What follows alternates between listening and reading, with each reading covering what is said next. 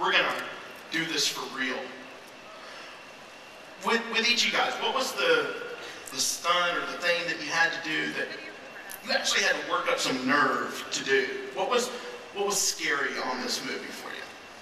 Well, sometimes it's just the idea of when you're constantly colliding body on body, and the production designer forgot to make rubber like mats for bricks, so to cover the bricks. So when you see a man falling or being slammed onto bricks, it's bricks, and no matter what padding you put on, I've done this for years, it's a concussion, you know, it's just overwhelming.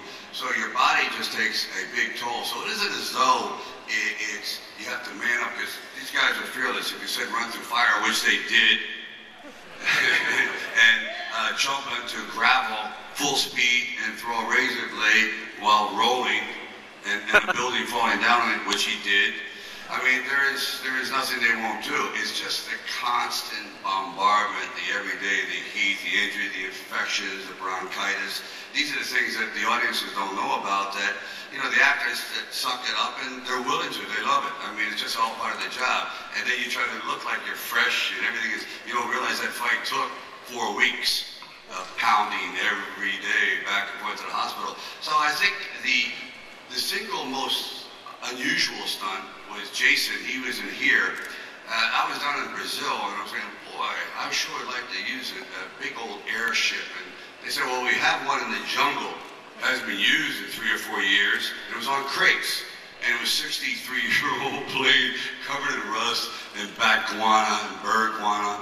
And I said, could you clean it up, because I think it'd be great for the expendables. So we put this thing together, and it was barely running.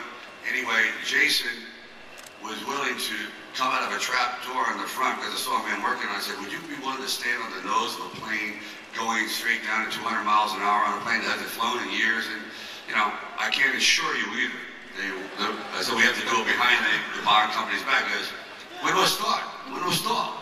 And he did it. So, you know, all these things, these guys are all willing to do it. If you said, you know, let a truck run over, then we go, what time? Anybody get injured on this movie here from the guys on stage? Well, he broke my neck. What he did? He broke my neck. He broke your neck? Yes, he did. He did. He snapped it. It's my fault, but it showed a little bone spur in there. So, Steve, thank you very much. I now have this little thing with 3 screws. People say, oh, go get screwed. I said, I already have 3 times right here. Thank you. Oh, my God.